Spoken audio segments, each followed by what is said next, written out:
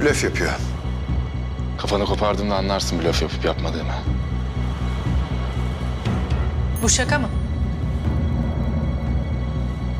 Seninle işim kalmadı, aradığımı buldum. Defolup gidebilirsin. O elindekinin oyuncak olduğunu ikimiz de biliyoruz.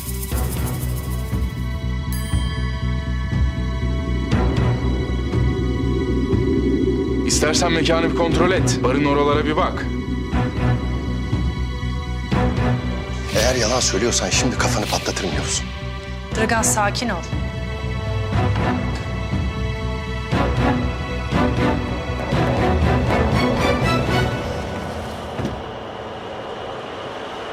Bombalar burada.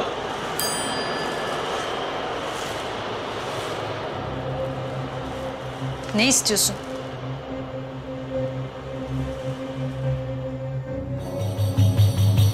Seninle işim yok. Dragan'ı bana bırakın gidin. Linda'nın beni yalnız bırakmayacağını biliyorsundur herhalde.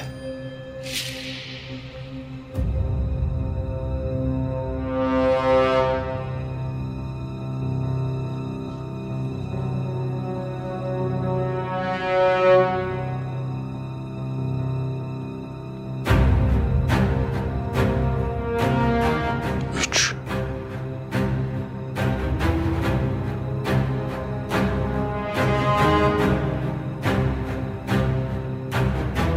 İki. Dur.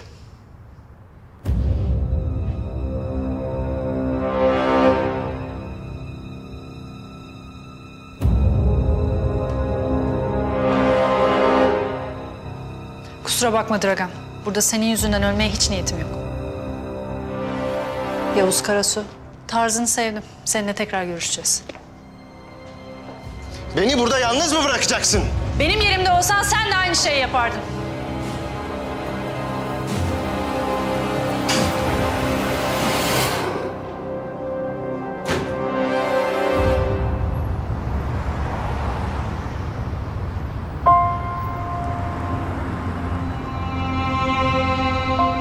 Ateş. Yaşıyorsun.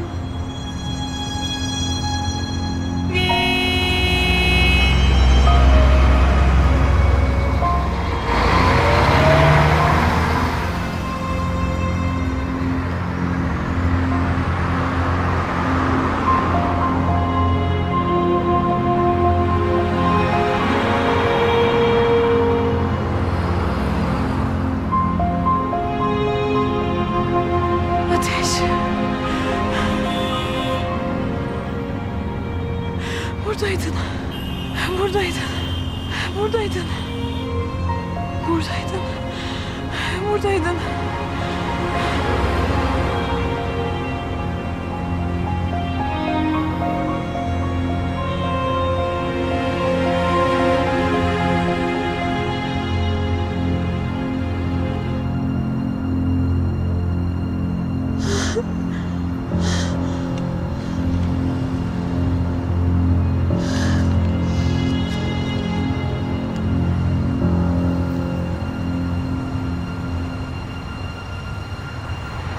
Sessiz ol. Ağzını niye kapatıyorsunuz? Sesini çıkarma diye.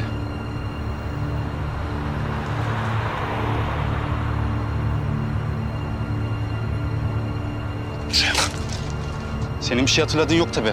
Biz bu timle defalarca karşılaştık. Seni tanırlarsa polisi de askeri de hepsi peşimize düşer. Sen sıradan bir adam değilsin Mao.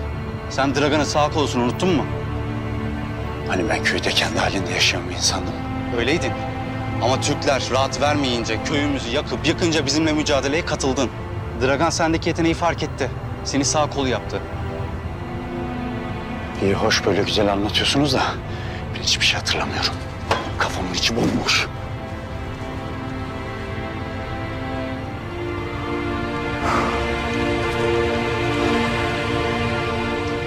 Dolduruyoruz işte. Sen bize güven. Karına, çocuğuna güven. Tamam mı?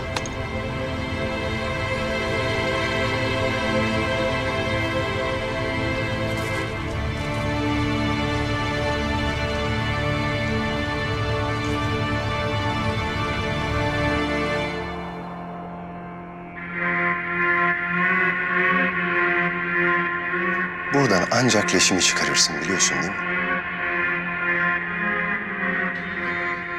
Beni bozmaz.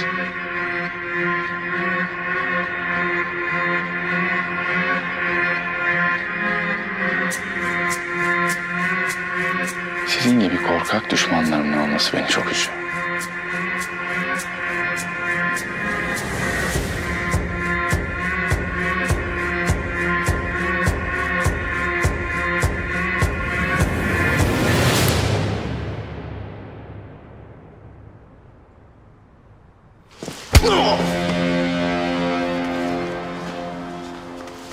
Yavuz Karasu diye biri.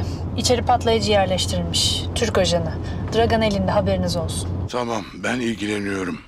Oradaki adamlarımız harekete geçecek. Sen de tetikte ol. Tamam efendim.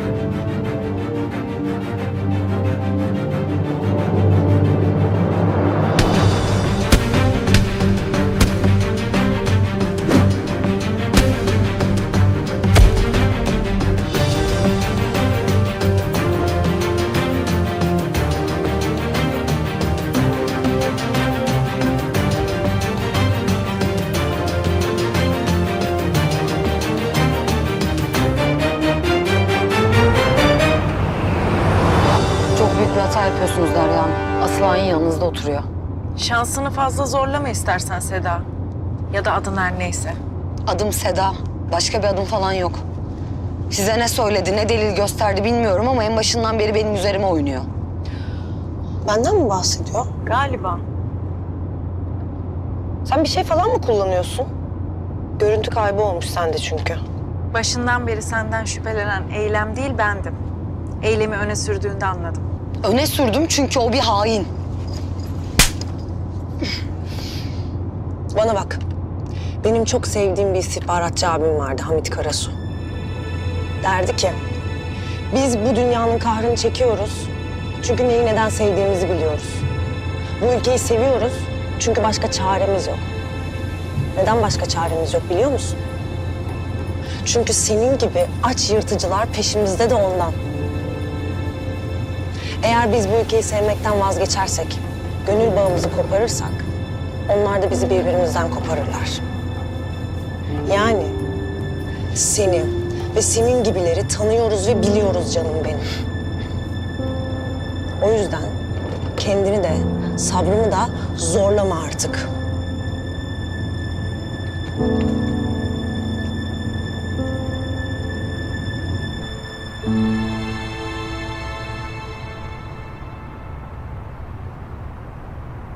Sami abi benim. Ne yaptın? Aldın mı misafirimizi? Yok abi, senin misafiri az önce götürdüler. Kim götürdü lan? Nereye götürdü? Abi, asker polis kaynıyor burası. Ben yanaşamadım bile. Ne diyorsun lan sen? Bana bak. Sakın yakalanayım falan deme ha. Şayet yakalanırsan da kendi kafana sık, beni uğraştırma. Tamam abi.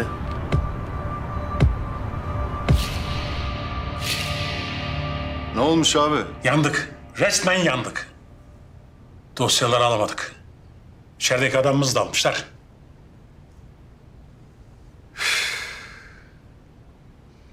Bu durum hiç hoşuma gitmedi. Ya hoşuna gitsene, gitmesene. Bildiğin ilmiyi boynumuza geçirdiler. Ne yapıyoruz? Kaçıyor muyuz? Ben transfer işlerini başlatayım mı yoksa herkes kendi başının çaresine mi baksın? Ben de ayarlayabilirim transfer işlemlerini isterseniz. Lan bir durun be. Bir durun be. Ulan ne ödlek adamlarsınız siz ya? Biraz kalıbınızın adamı olun be. Ya bırak Allah aşkına ya, ne kalıbı? Sen değil miydin bas bas bağıran ülke kuracağız, ülke kuracağız diye? Kurduk mu ülkeyi? Hepimizi de ortak ettin. Ettim. Evet, hepinizi ortak ettim. Bol bol para kazanacaktık. Allah razı olsun. Eksik olma ama ben almayayım o parayı. Ya benim başım gövdemde olmayacaksa ben ne yapacağım o parayı? Hiç kimseye bir şey olmayacak. Hiç kimseye bir şey olmayacak. Korkmayın. O belgeleri öyle kolayca deşifre edip üzerimize gelemezler. Emin misin? Eminim. Benim adım Sami. Bunca yıl boşuna uğraşmadım ben. Öyle kolay kolay da tufaya gelmem. Şimdi hepiniz dağılın. Benden habersiz de hiçbir şey yapmayın. Ortalıkta da fazla görünmeyin. Benim birkaç görüşme yapmam lazım. Hadi. Ya hadi.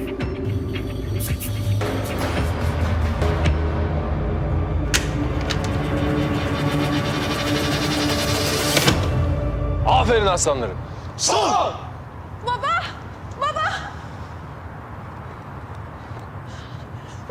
Nazlı, ne oldu kızım? Ne bu hal? Ateşi gördüm. Nasıl? Nerede gördün? Burada dışarıda. Ne diyorsun kızım sen? Gördüm diyorum baba, ateşi gördüm. Tamam, dur bir nefes al. Sakin ol. Tam olarak nerede gördün? Kışlanın ilerisinde. Ben otobüs bekliyordum. Sonra caddenin karşısına bir baktım ateş. Ateş de bana bakıyor. Kızım bu imkansız. Komutanım gidelim. Baba. Peki, hadi çıkalım. Hadi.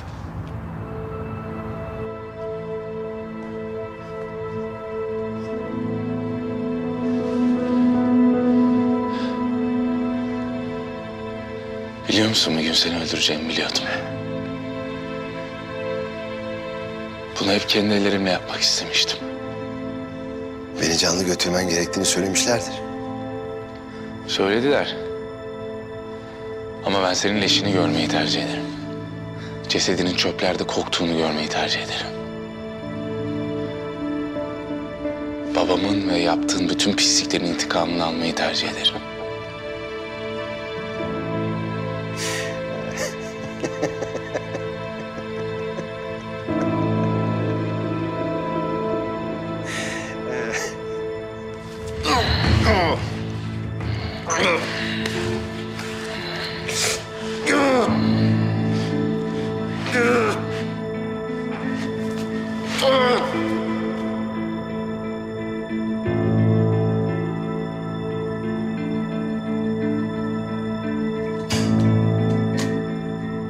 Komutanım birileri geliyor. Komutanım ne yapıyorsun? Komutanım bu adam bize canlı lazım, yapma. Komutanım geliyorlar. Komutanım.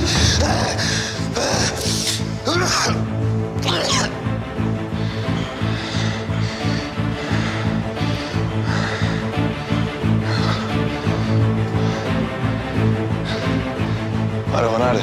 Araba arkada ama orada da adamlar var galiba. Tamam, sen bunu al içeri bir yere götür. Sakla. Sen? Ben burayı hallederim. Hadi dediğimi yap.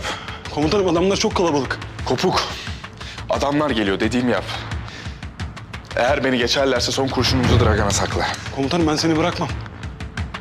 Hadi Kopuk. Hadi. Kalk. Kalk.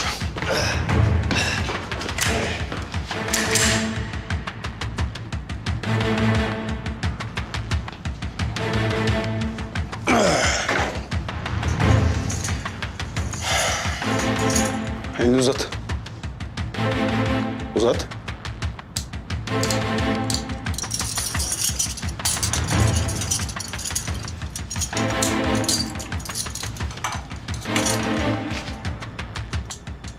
Bana bak lan. Uslu ol.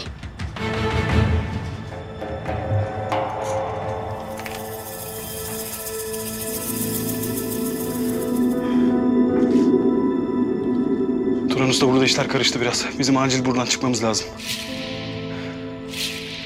Tamam usta, bekliyoruz. Kasap bizimle ama etrafımızı çevirdiler.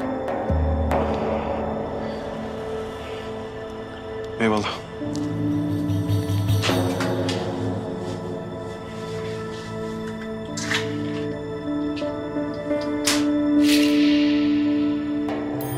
Bak, bunu senin için saklıyorum. Buradan ya bizimle çıkacaksın ya da ceset torbasıyla. Hadi be. Hep beraber geberip gideceğiz yani. Orasına bakacağız.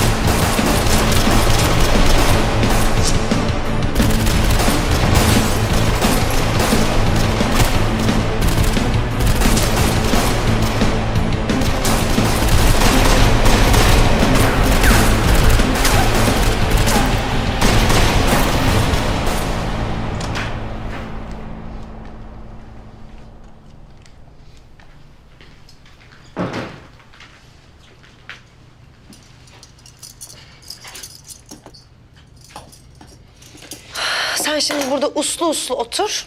Ben birazdan geleceğim. Beni burada tutamazsınız. Efendim? Beni burada tutmaya hakkınız yok.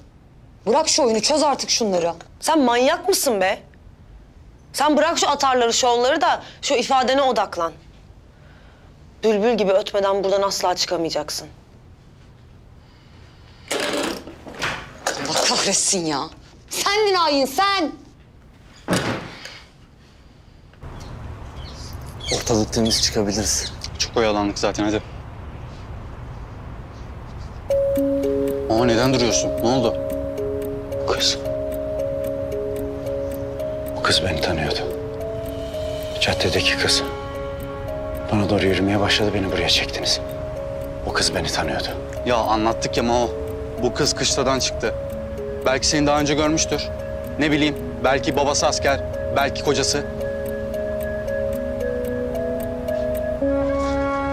Al işte dedim sana, herkesi toplamış başımıza. Ne yapacağız şimdi? Gelin, gelin, gelin. Gelin hadi. Mao gel.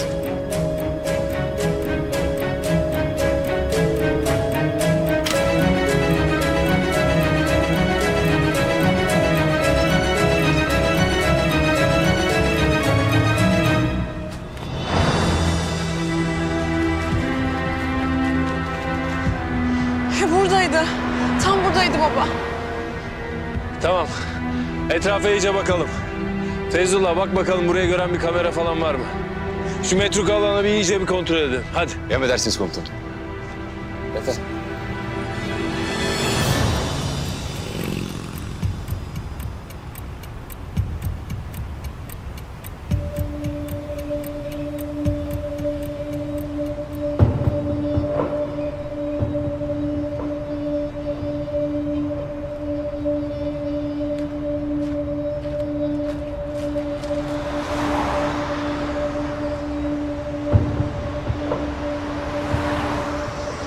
Sadece burada var. Tam da Nazlı'nın dediği yere bakıyor ama Görmüyor musun oğlum? Kırık bu. başka da yok. Yol boyunca baktık zaten. Neyse, yapacak bir şey de yok. Hadi gidelim, komutanım bekliyor.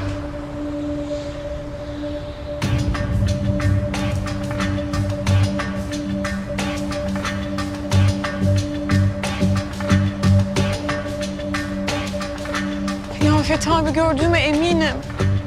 Tamam canım, kimse sana hayal gördüğünü demiyor. Buralarda bir yerdedir.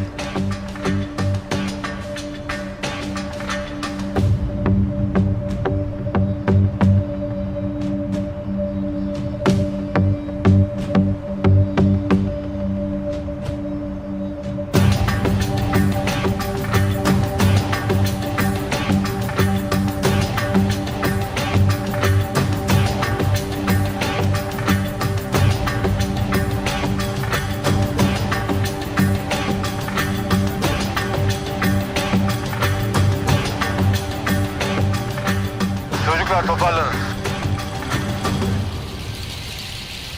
Erdem komutanı çağırıyor. Dönelim.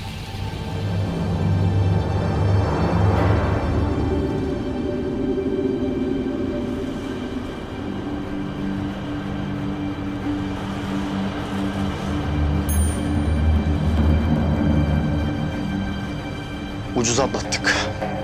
Bak sana demiştim. Hemen ispiyonlamış. Beni tanıyorlar.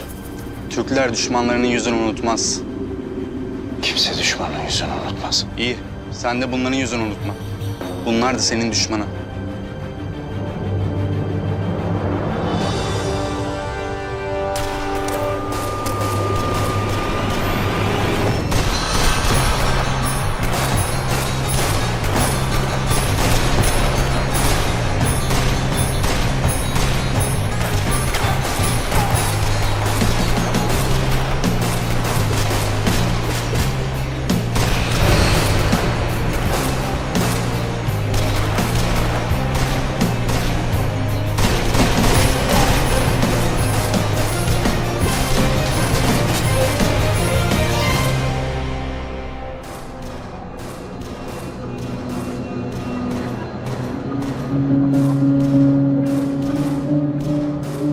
Sırıtıyorsun lan.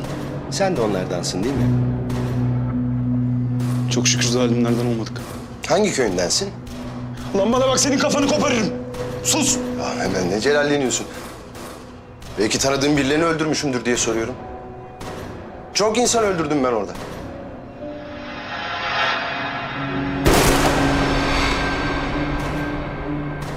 Sırıtma lan! Sırıtma! Doğru söyle. Ananı mı öldürdün, babanı mı öldürdün? Ha! Arkadaşlarını öldürdüm. Ha? Ne günlerdi be. İnsan özlüyor ha. Lan sus, senin kafanı kopartırım! Allah senin belanı versin! Bak senin kafana sıkarım bunu! Sık! Sık lan! Sıkamazsın oğlum! Sık hadi! Sık, erkeksen sık ama değilsin oğlum sen. Sen erkek bile değilsin. Sen korkan birisin. Sıksana lan! Sık! Sıkamam değil, sıkmam! Senin öyle kolay ölmene müsaade etmiyorum. Bir yaşayacaksın lan! Bir yaşayacaksın! Her gün parmaklıklar arkasında dalgalanan Türk bayrağı diyeceksin sen. Senin her gün suratına tükürecekler, rezil rüsva olacaksın. Yalvaracaksın, beni öldürün diye yalvaracaksın. Ama yok. Böyle sen yılan gibi sürüne sürüne yaşayacaksın. Sen böyle yaşayacaksan ben senin ölmene izin vermiyorum. Duydun mu? İşte böyle. Her gün böyle yaşayacaksın. Ben kopacağım zamanı bilirim.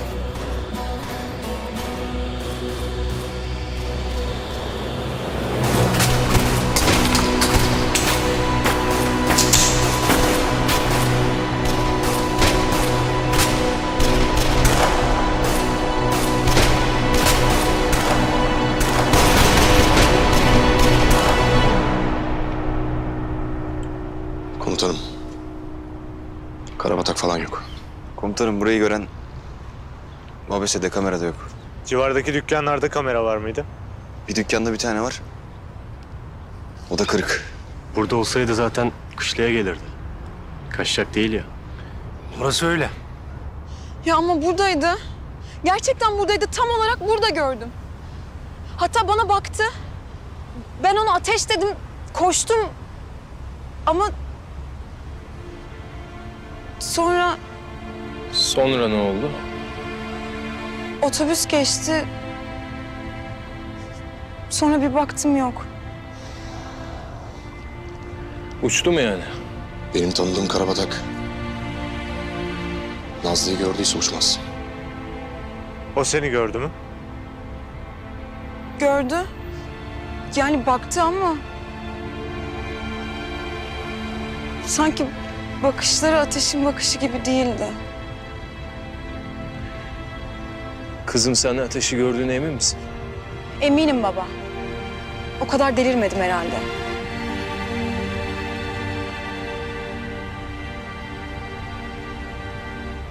Hayal gördüğümü mü düşünüyorsunuz? Estağfurullah. Geldik baktık yok işte. Hadi. Dönüyoruz. Ya baba buradaydı diyorum. Niye inanmıyorsunuz ya? İnanıyoruz Nazlı. Niye inanmayalım? Nihat baba. Baba bak. Baba bak bunu buldum Ateş'in durduğu yerde. Karalama kızım. Ya bunu herkes düşürmüş olabilir. Ya herkes değil işte baba. Ateş düşürdü bunu. Yeter Nazlı. Geldik baktık Ateş falan yok işte. Hem çocuklar haklı. Buraya kadar geldiyse bizden neden kaçsın?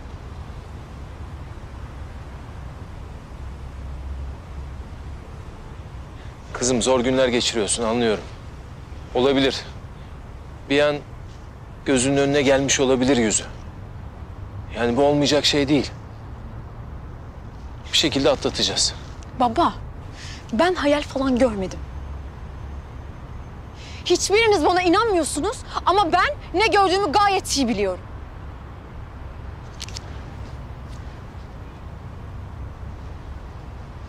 Gittiler.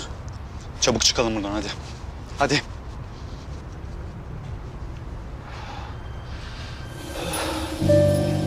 Hadi. Hadi. Maho.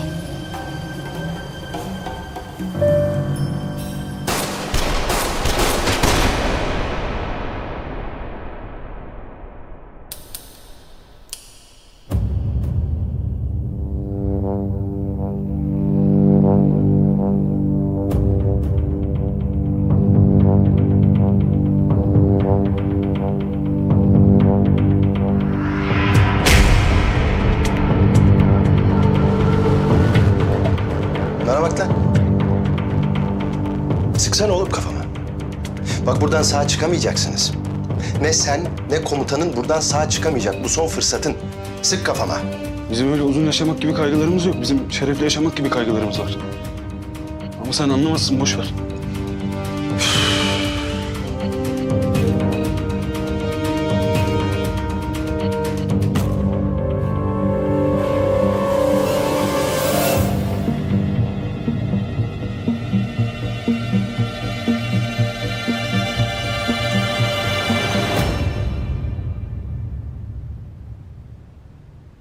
Eylem. Ben de sana bakıyordum. Erdem alayım Seda'yı getirdik. Şimdi sorgusuna giriyorum. Güzel. İnşallah bir an önce bağlantılarını öğreniriz. Sorgu bitince bana hemen haber verin. Tabii ki. Siz iyi misiniz? Her şey yolunda mı?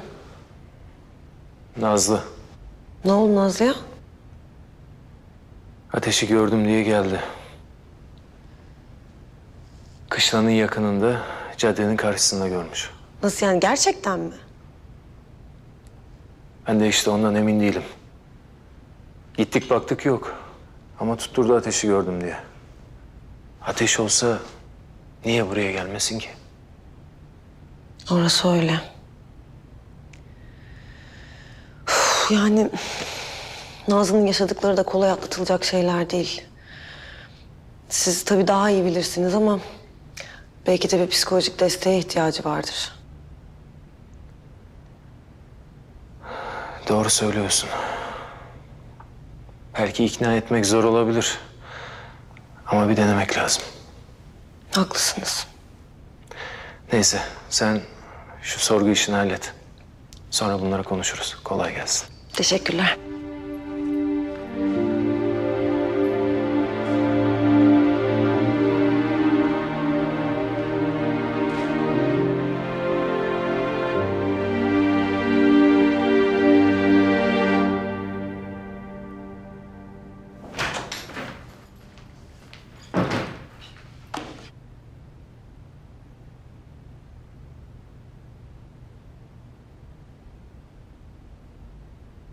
Boşuna numara yapma. O dosyanın içinde benimle ilgili bir şey olmadığını ikimiz de biliyoruz. Sen de benim kadar iyi bilirsin ki önemli olan birinin ajan olup olmadığını ispat etmek. Sonrası çorap söküğü gibi gelir. Önce ismin, fotoğrafların her yere yayılır. Yabancı istihbarat teşkilatları seni bir anda satarlar. Hakkında ya kabarık bir suç dosyası çıkar ya da kırmızı bültenle arama kararı. Bundan sonra ne kadar gerekli olduğuna dair kısa bir toplantı yapılır. Eğer zararın yararından fazlaysa seni bir anda gözden çıkarırlar. Bakalım seni gözden çıkarmışlar mı, çıkarmamışlar mı?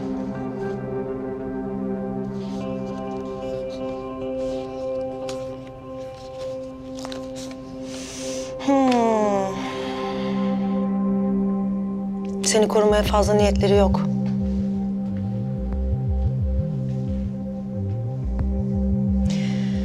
Yıl 2007.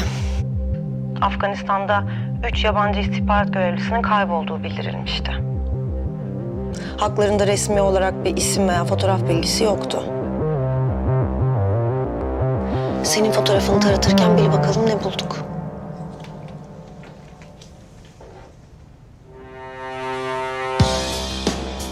Kaybolan ajanların kimlik ve fotoğraf bilgileri uluslararası istihbarat teşkilatlarınca kayıt altına alınmış.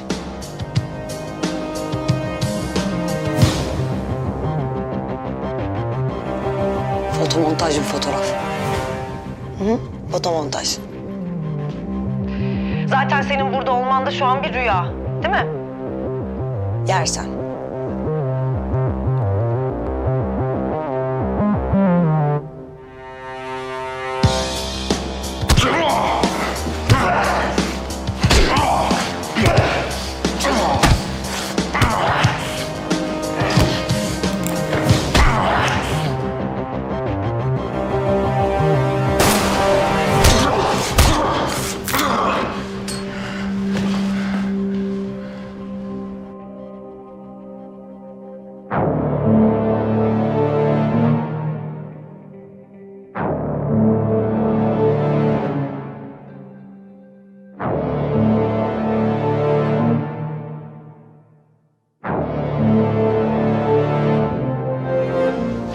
İyi misin komutanım?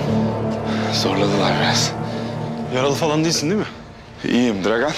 İçeride.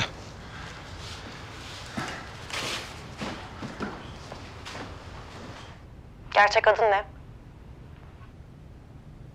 Seda, Hangi ülkeye çalışıyorsun? hangi ülkeye çalıştığımı biliyorsun. Belgelerin yerini kime söyledin? Sana kim yardım ediyor? Ben kimseye bir şey söylemedim. Sen bizi salak mı sandın, ha? O belgelerin yerini senden başka bilen yoktu. Orada öyle bir belge de yoktu. Hala anlamadın mı hepsinin oyun olduğunu?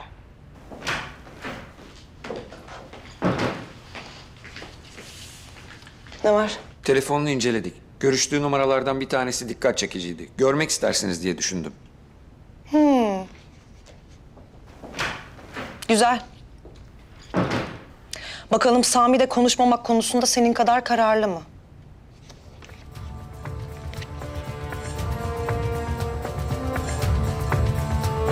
Bu ülkeye verdiğin her zararı burnundan fitil fitil getireceğim.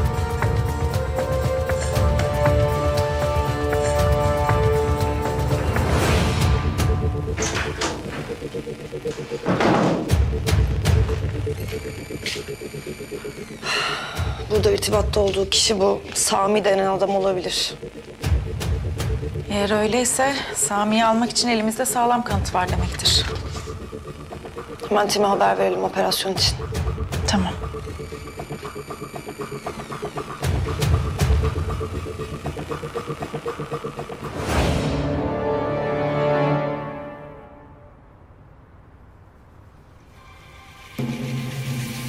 Komutanım ben bağlamıştım, kelepçeliydi. Kanlar ne ya? Komutanım kan var. Satır var. Allah kahretsin. Kurtulmak için her şeyi yapmış bu cani. Hadi çıkalım. Peşine düşsek? Burayı savaş alanından çevirdik hadi.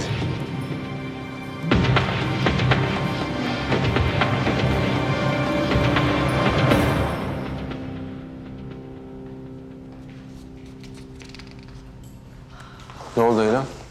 Erdem albayım, Seda'nın Sami denen adamla bir bağlantısını tespit ettik. Telefon görüşmesi yapmışlar. Sorguda bir şey dedi mi? Hayır, konuşmamakta ısrarcı. Ama telefon görüşmesi çok şey söylüyor. Sami'yi alırsak gerisi çorap söküğü gibi gelebilir. Tamam. Hemen timi harekete geçiriyorum. Ben de istihbarata bilgi geçeyim. Destek gerekebilir.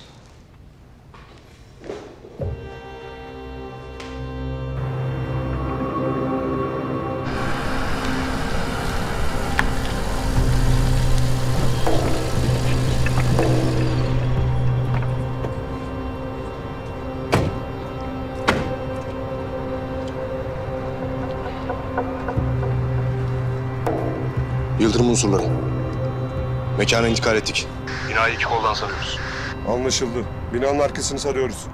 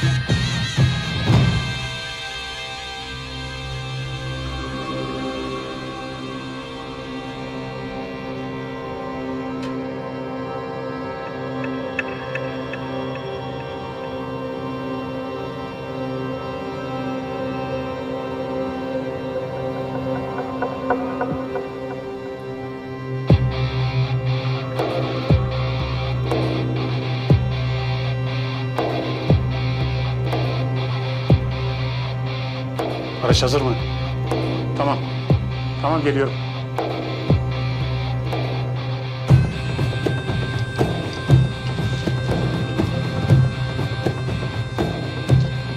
Binaya giriş yaptık.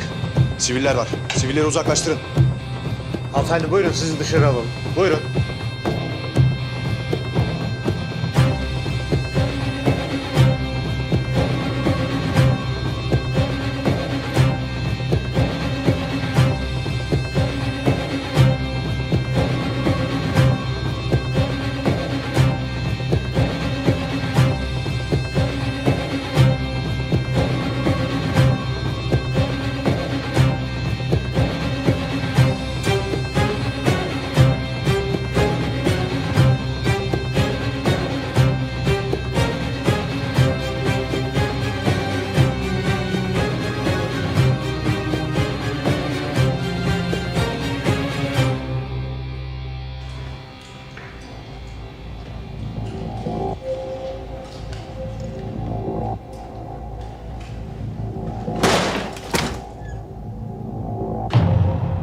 Temiz. Aç. Herkes dışarı.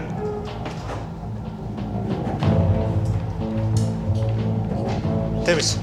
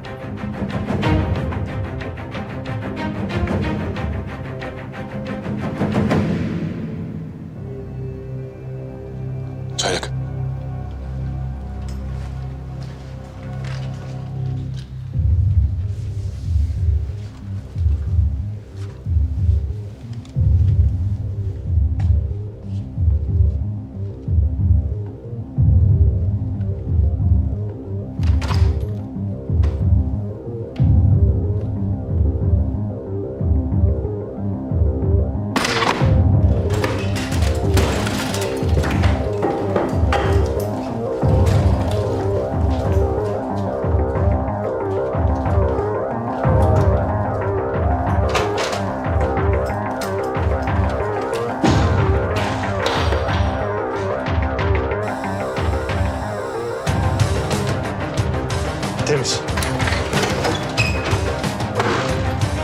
Temiz.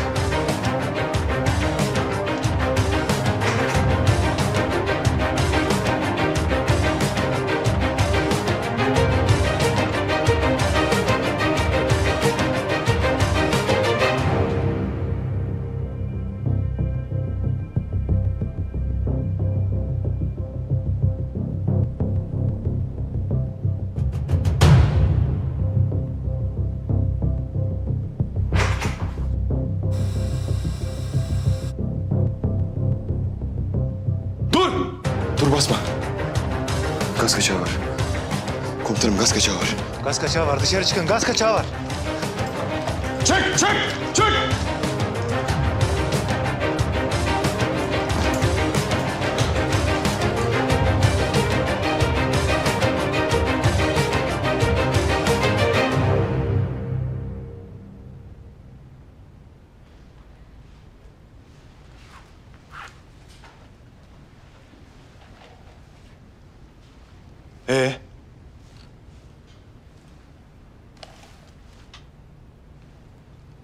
Patlamadı.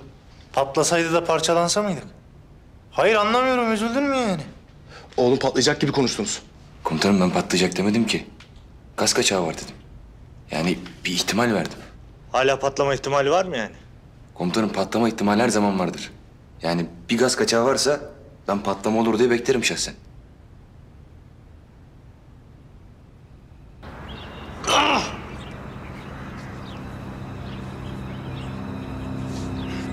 Hey, ne yaptığını sanıyorsun? Telefonumu geri ver. Linda beni hemen buradan alman lazım. Çok kötü bir şey yaptım. Yavuz beni bulman lazım. Hadi hemen. Tren istasyonunun orada bekliyorum.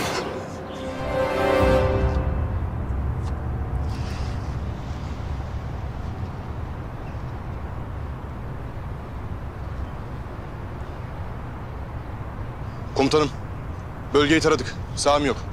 Anlaşıldı Fethi. Destek kuvvetlerin arkadaşlar da burada. Alanı kontrol altına aldılar. Sami'nin mekanında doğalgaz kaçağı vardı. O yüzden olay yeri ekipleri gelene kadar kontrol altında tutulacak. Tuzak mı hazırlamış? Bilmiyoruz komutanım, araştırılacak. Herkes iyi mi? İyiyiz komutanım. Tamam Fethi, dönün. Emredersiniz. Dönüyoruz beyler, toparlanın. Sami ve ekibinin teröre yardım ettiklerine dair istihbaratımız mevcuttu zaten. Orhan'ın ifadesinden biliyoruz. Uyuşturucu satıcılığı, organ mafyası, kumar vesaire birçok suça dair kayıtları var. Gidip alalım o zaman hepsini. İstihbarat o işi takip ediyor. Bizim ilgilenmemiz gereken daha önemli bir konu var. Orhan'ın yerini söylediği belgelerden sınırımıza yakın bölgede kurulması düşünülen bir sözde terör devletinin yol haritası çıktı. Asla vazgeçmeyecekler şu hayalden. Akıllanmıyorlardı. Bu sefer durum karışık. Çünkü ellerindeki yol haritası gösteriyor ki ciddi destek alıyorlar. Akıl edebileceklerinin çok daha ötesinde bir dizayn var burada. Peki Sami bunun neresinde? Akıl hocası mı? Sanmıyoruz. Ama planlamada destek olduğu kesin. Belki de yatırım yapıyordur. Doğru söylüyorsun. Sami maddi çıkarlarını gözeten biri. Ama tabii ki onu yakalamadan bundan emin olamayız. Elimizde ne var? Sami'yi gizledikleri kesin. Yurt dışına kaçırmak için hazırlık yapıyorlardır. Bir an önce tuttukları yeri bulmamız lazım. Fazla vaktimiz yok. Planımız ne? Samet ortalıkta yok. Ama Tarık ve Cahit'i takip ediyoruz. Operasyonu çok gizli yürütmemiz lazım. Akşam Fethi ile birlikte peşlerine düşün. Ne yapın edin, Sami'nin nerede olduğunu öğrenin. Emredersiniz.